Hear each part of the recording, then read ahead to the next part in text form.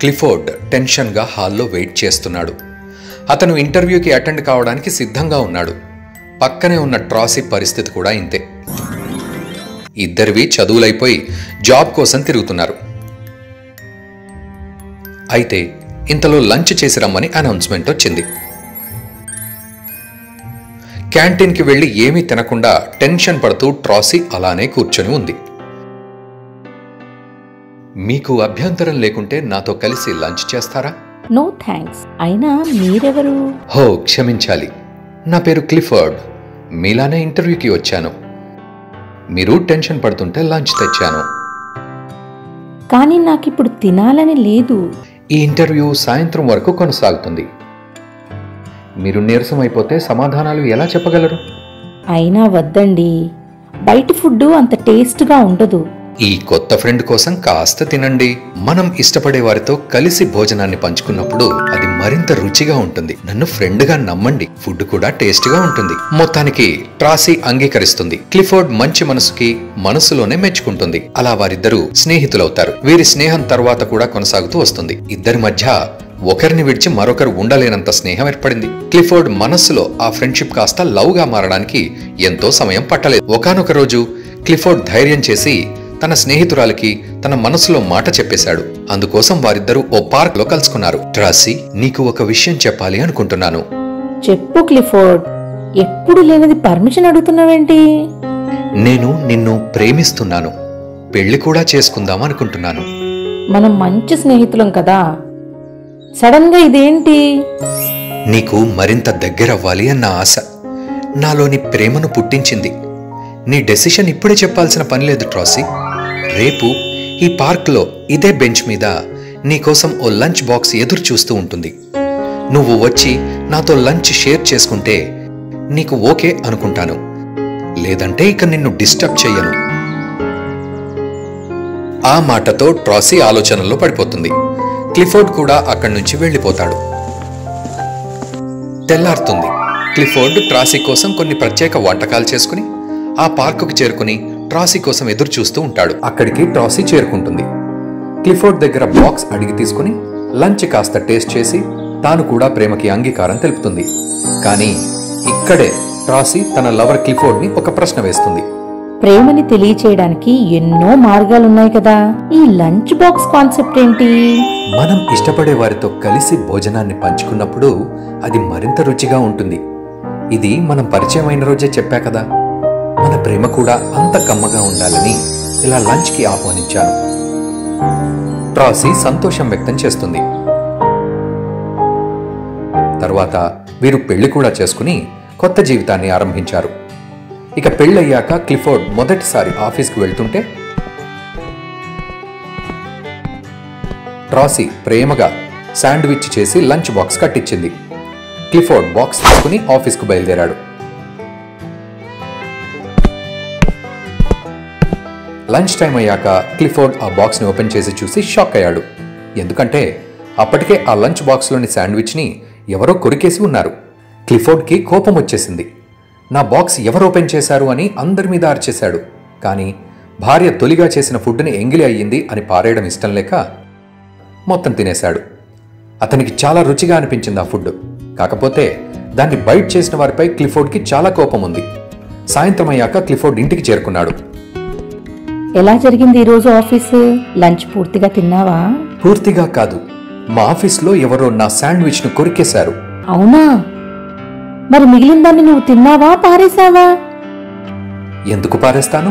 Prepare చేసింది నువ్వు కదా, ప్రేమతో చేశావు కాబట్టి ఇష్టంగా తిన్నాను.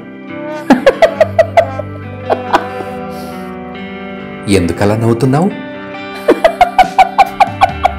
ఏయ్ దొంగ, ఏంటి విషయం?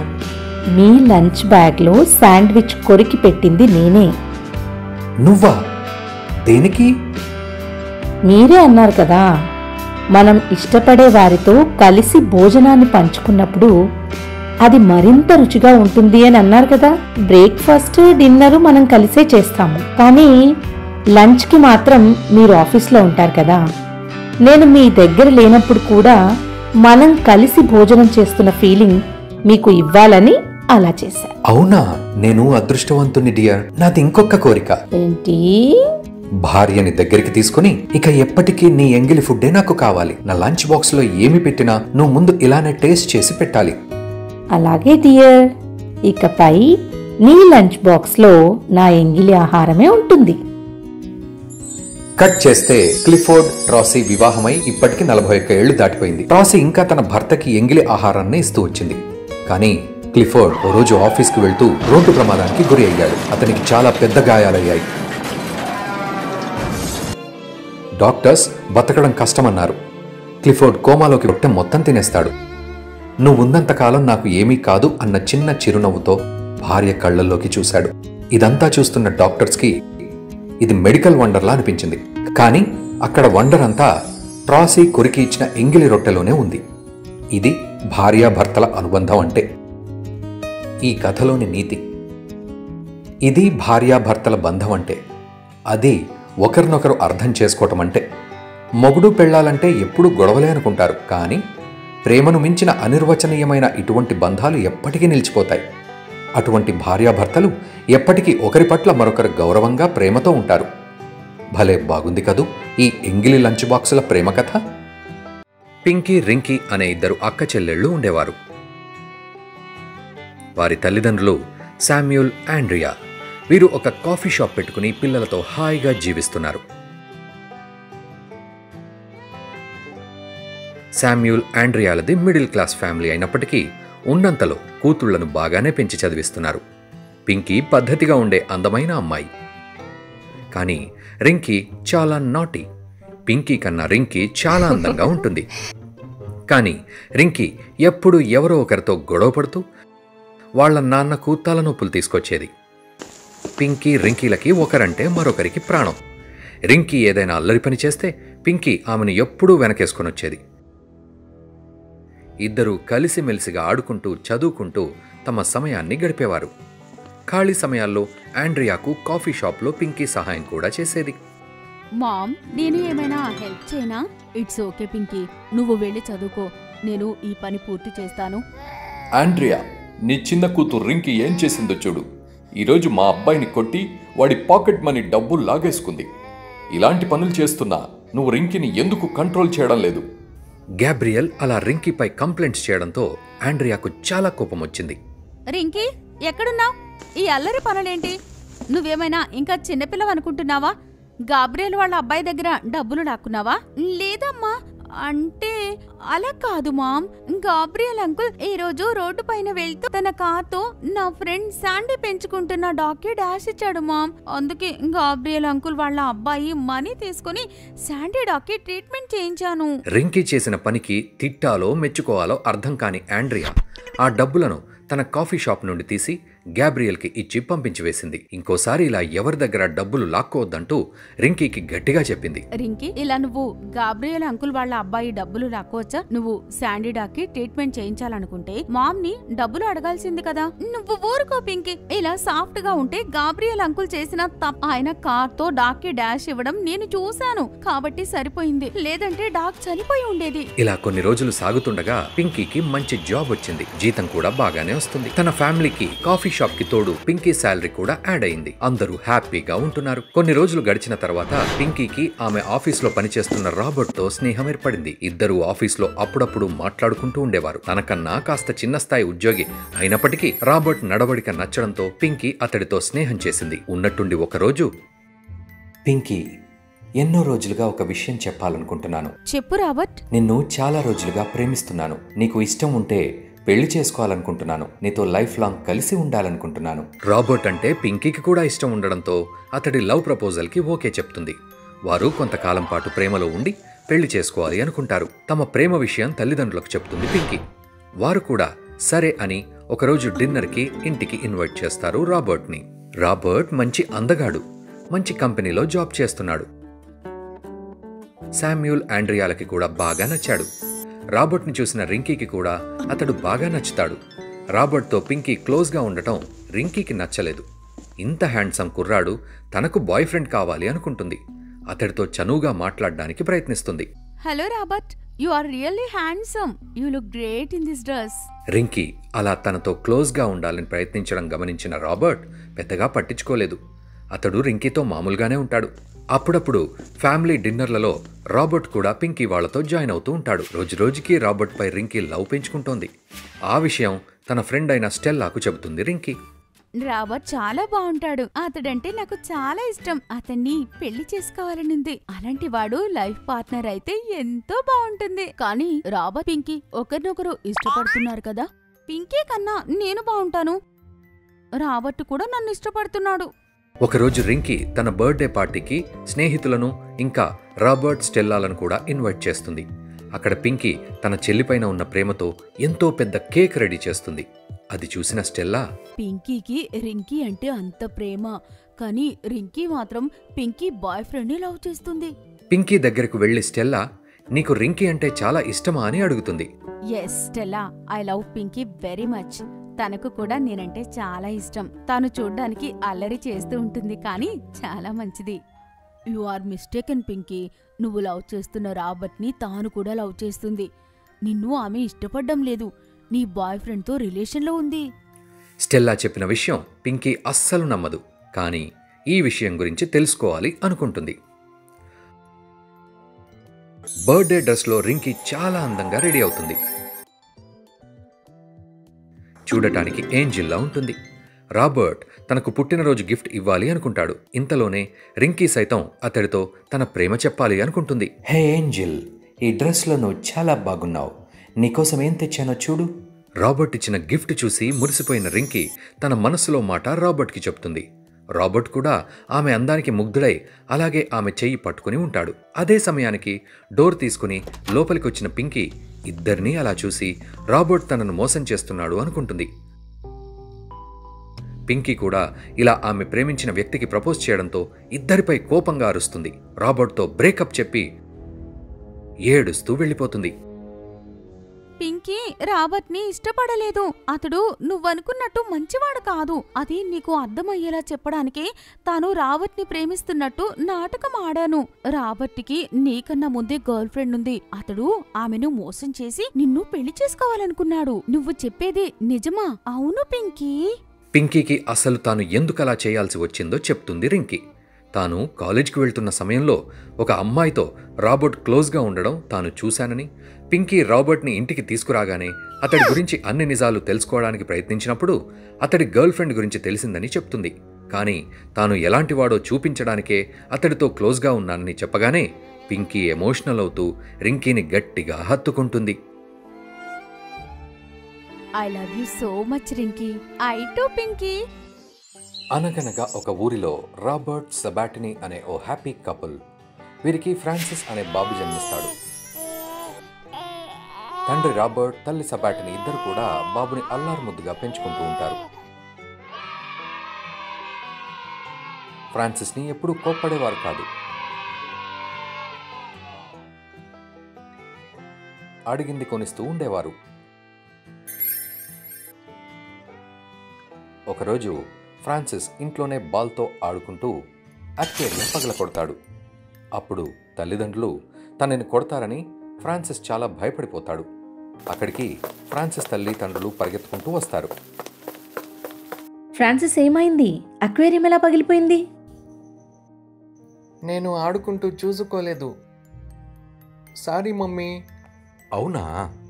ఇందులో నా తప్పు ఏమీ లేదు డాడ్. నో ప్రాబ్లం ఫ్రాన్సిస్, మనం మళ్ళీ కొత్తది కొనుక్కుందాం. ముందు నువ్వు ఆ గ్లాస్ పీసెస్ కాల్లో గుచ్చుకోకుండా మా దగ్గరికి వచ్చేసేయ్ అంటూ తల్లిదండ్రులిద్దరూ ఫ్రాన్సిస్ని ఎత్తుకుని ముద్దులాడతారు.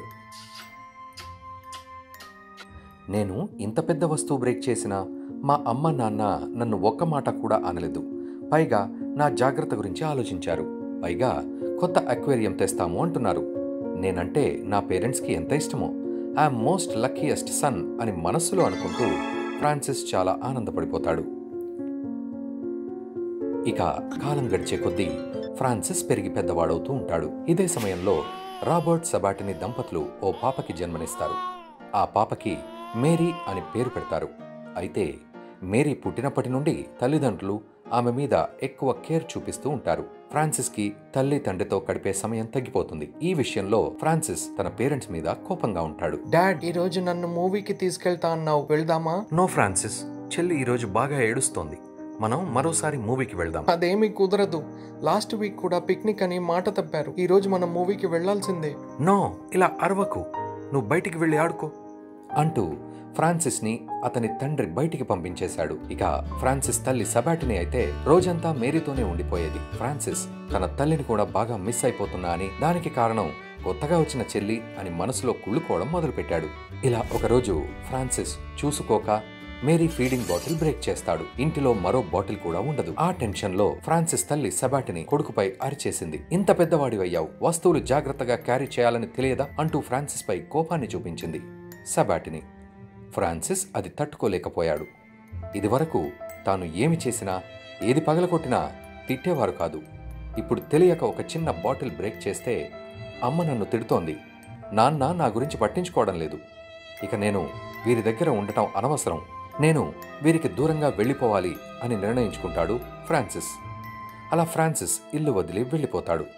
తాను వెళ్ళిపోయాకైనా అమ్మ నాన్న తన గురించి బాధపడతారని ఫ్రాన్సిస్ ఆలోచించాడు. దీంతో ఫ్రాన్సిస్ ఎక్కడికి పోయాడని రాబర్ట్ సబాటిని చాలా టెన్షన్ పడుతూ ఉంటారు. తెలిసిన వారందరినీ వాకబు చేస్తారు. చివరికి చేసేది లేక పోలీస్ స్టేషన్లో కూడా కంప్లైంట్ ఇస్తారు. కానీ అలా ఇల్లు విడిచి వెళ్లిపోయిన ఫ్రాన్సిస్ దారి తప్పిపోతాడు. ఎటు వెళ్లాలో తెలియక రోడ్డు మీద ఏడుస్తూ ఉండిపోతాడు. ఆ సమయంలో ఫ్రాన్సిస్ ఓ పోలీస్ ఆఫీసర్ కి కనిపిస్తాడు. చూడు బాబు, నీ పేరేంటి? ఎందుకు ఏడుస్తున్నావు? నా పేరు ఫ్రాన్సిస్. నేను ఇంటి నుండి వచ్చేసాను. నాకు ఎక్కడికి వెళ్లాలో తెలియడం లేదు. ఇంటికి వెళ్లే దారి కూడా మర్చిపోయాను. అవునా? మీ నాన్న పేరేమిటి? నాన్న పేరు రాబర్ట్, అమ్మ పేరు సబాటిని. వాళ్ళకి నేనంటే ఇష్టం లేదు, అందుకే ఇంట్లో నుండి వచ్చేసా. అలా ఏమీ ఉండదు. ఆ బ్యాగ్లో ఏముంది? ఇలా ఇవ్వు. ఆ బ్యాగ్లో డైరీలో ఫ్రాన్సిస్ ఇంటి అడ్రస్ కనిపిస్తుంది. దాని ఆధారంగా ఫ్రాన్సిస్ ని తీసుకెళ్లి ఆ పోలీస్ ఇంట్లో వదిలిపెడతాడు. ఫ్రాన్సిస్ తిరిగి దొరికినందుకు తల్లిదండ్రులు చాలా ఆనందపడతారు. వారు ఫ్రాన్సిస్ ఆడుకుంటూ తప్పిపోయారు అనుకుంటారే కానీ అతను ఇల్లు వదిలి వెళ్ళిపోయాడని అనుకోరు. ఫ్రాన్సిస్ కూడా వాళ్ళకి చెప్పడు. ఏడుస్తున్న తనని మళ్ళీ ఇంటికి తీసుకొచ్చిన పోలీస్కి మాత్రం ఫ్రాన్సిస్ మనసులో కృతజ్ఞతలు చెప్పుకుంటాడు. ఇక ఒక్కరోజు ఆ పోలీస్ ఇంటికి వచ్చి ఫ్రాన్సిస్ వాళ్ళ నాన్న రాబర్ట్కి కొన్ని పేపర్స్ ఇచ్చి వెళ్తూ ఉంటాడు. అప్పుడు తన తండ్రి చూడకుండా పోలీస్తో ఫ్రాన్సిస్ మాట్లాడతాడు. పోలీస్ అంకుల్, మీకు పెద్ద థ్యాంక్స్. నిన్న నన్ను మీరు కాపాడారు. ఇప్పుడు నువ్వు హ్యాపీనా? లేదు లేదు, నాకు బాధ ఇంకా పోలేదు. అమ్మ నాన్నకి నేను ఇష్టం లేదు. అని ఎలా అనుకుంటున్నావు నువ్వు? వాళ్ళకి చెల్లి అంటేనే ఇష్టం. నేను నిన్న ఒక రోజంతా కనిపించలేదు కదా, అయినా వాళ్ళు కంగారు పడలేదు. కనీసం నేను ఇంట్లో నుండి వెళ్ళిపోయిన విషయం కూడా వాళ్ళకి తెలియదు. మీరు నా డైరీలో అడ్రస్ చూసి ఇక్కడికి తీసుకుని రాకపోతే నా పరిస్థితి ఏమిటి? లేదు ఫ్రాన్సిస్, నువ్వు ఇంట్లో నుండి వెళ్ళిపోయావు అన్న విషయం మీ నాన్నకి తెలుసు. నాకు డైరీలో కనిపించింది మీ ఇంటి అడ్రస్ కాదు, మీ నాన్న పూర్తి పేరు. ఆ పేరుతో ఈ ఏరియా పోలీస్ స్టేషన్లో కంప్లైంట్ ఫైల్ అయిందని తెలుసుకుని మీ అడ్రస్ పట్టుకున్నాను.